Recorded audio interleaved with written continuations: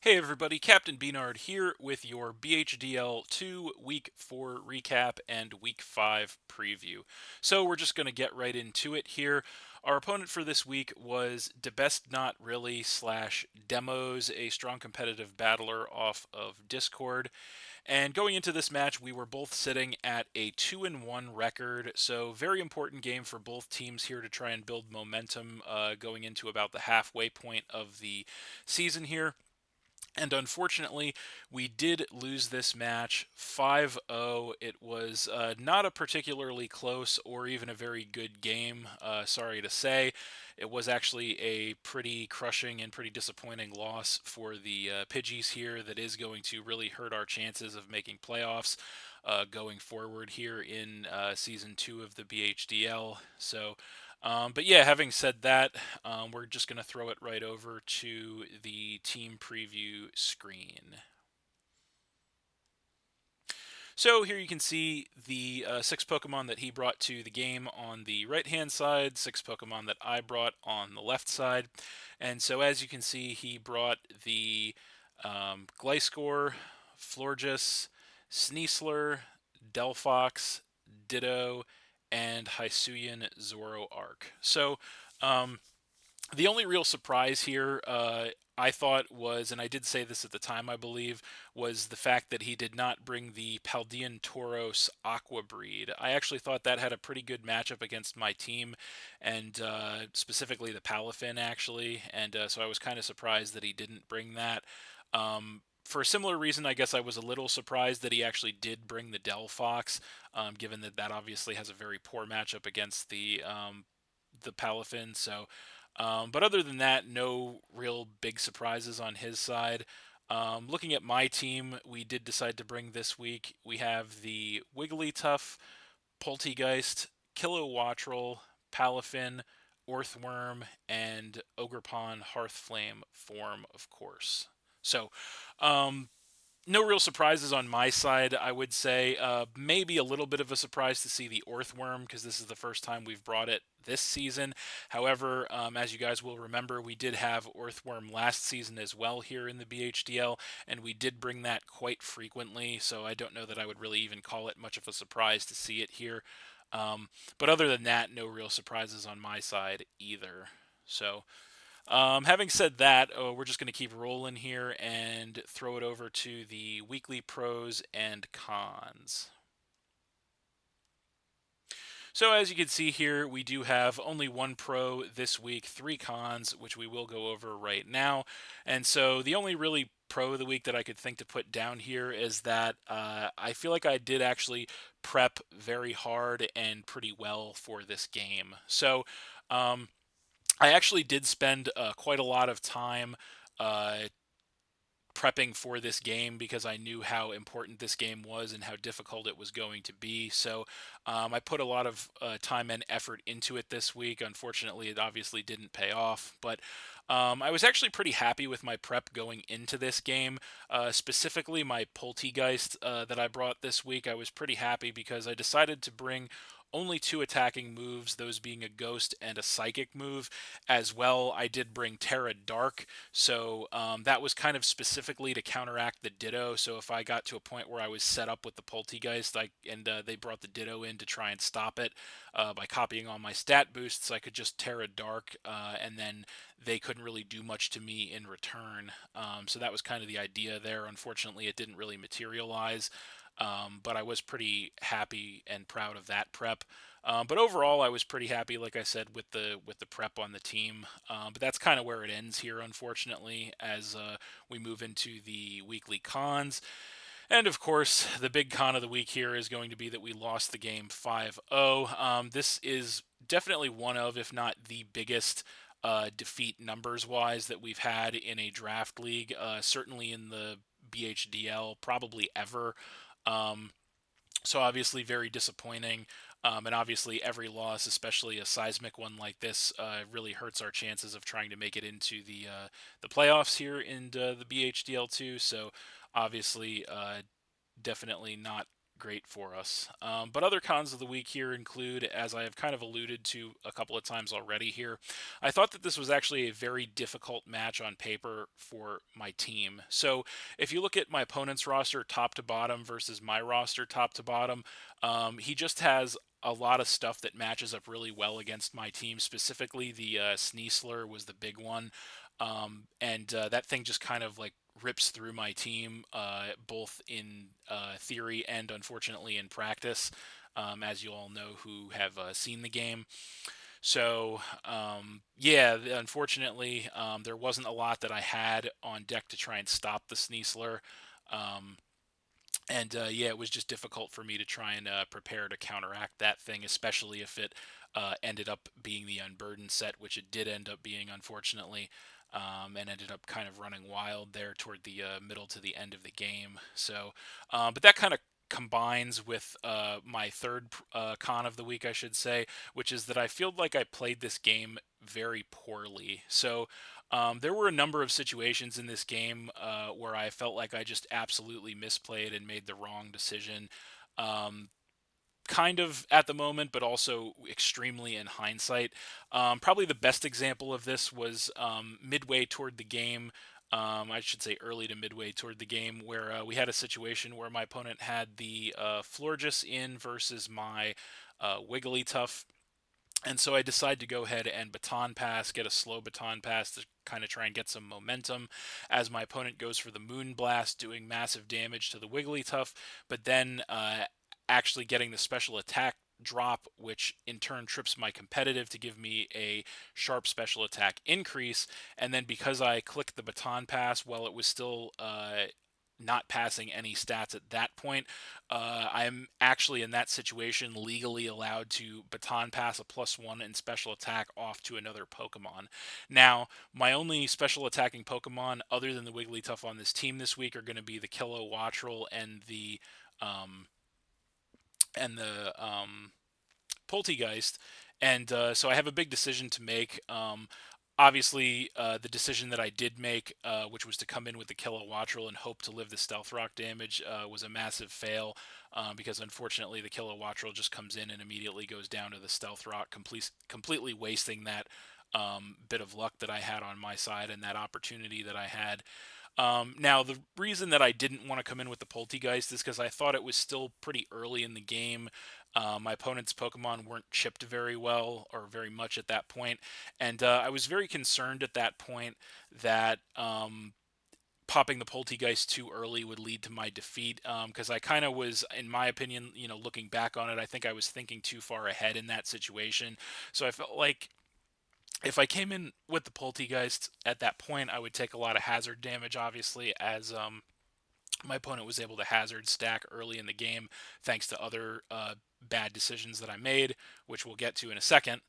Um, but I felt like what would happen is I would come in with the Poltegeist, take the hazard damage. I would definitely be able to survive any attack the floor just went for, although it would probably inflict massive damage to me. But it would allow me to get a Shell Smash off and then take the floor just out.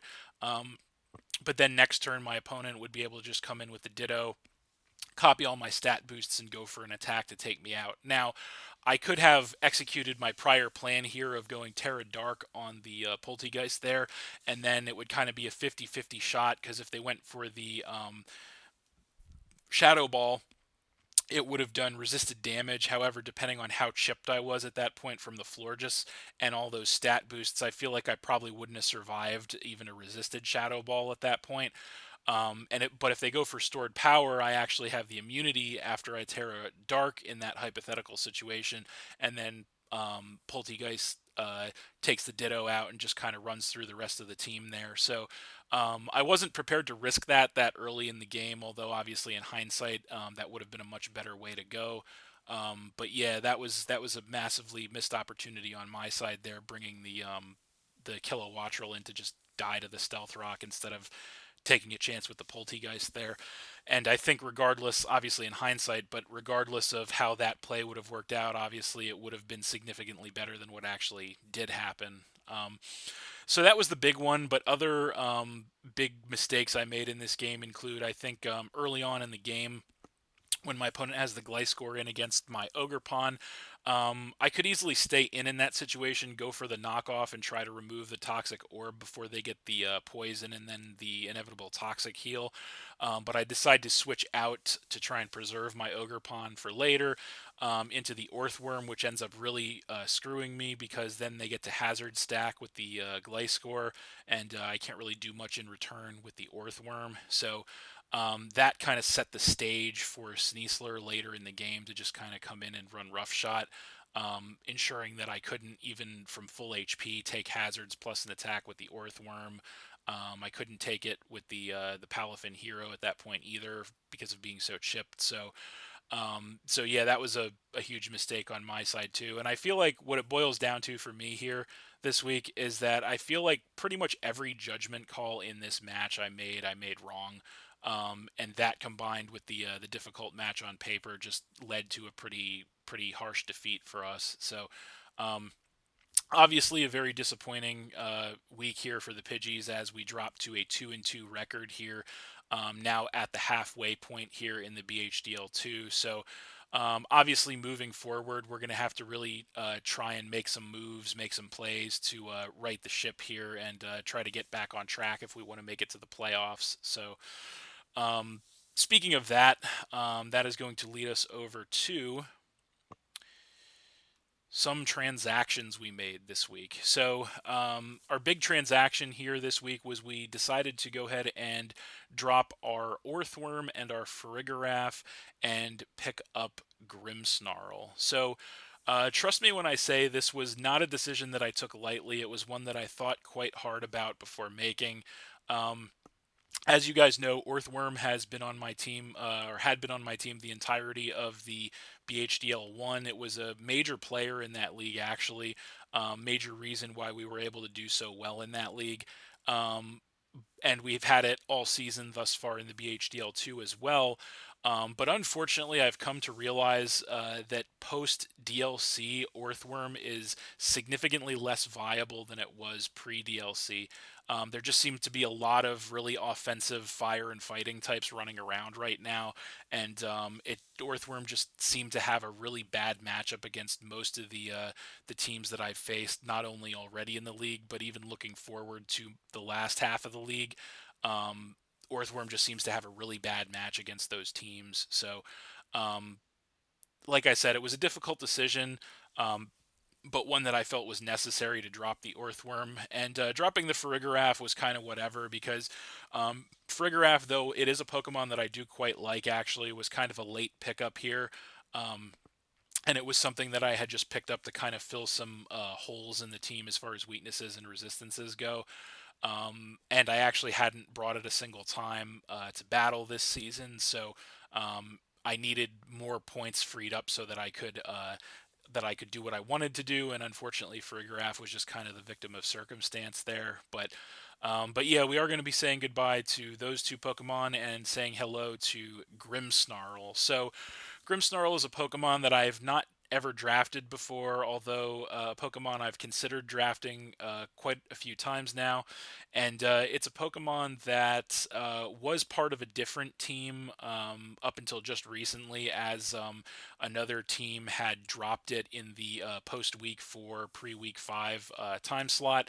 And so I decided it was my time to go ahead and grab this guy as it adds some much needed power and utility and versatility to my team, I think. So, um, obviously, Grimmsnarl has very strong typing, being Fairy Dark. It also obviously has that Prankster ability, which can be very versatile to either setting screens or using status moves to cripple the opponent. But it is also a very offensive Pokemon, as well on the physical side, which is something that not a lot of people realize about it. It does hit quite hard on the physical side. So it's got a lot of positives and a lot of potential uses here, and I thought that it did actually make a fine addition to my team going forward here. Hopefully, I'm right about that, as we will now be carrying it from this point forward. So, um, speaking of this point forward, that is going to bring us to finally our week 5 game here. And our opponent, who is quite a familiar face to us, that is going to be Icy Dude. And so we've already played Icy Dude, I believe, 3 times here on Scarlet and Violet, most recently actually in last season of this draft league in the quarterfinals, actually. And so here's a snapshot of his team this season. As you can see, he's got some premier high point value threats on tap, like the Annihilate, the Ting Lu, and the Chi Yu, of course. Very powerful.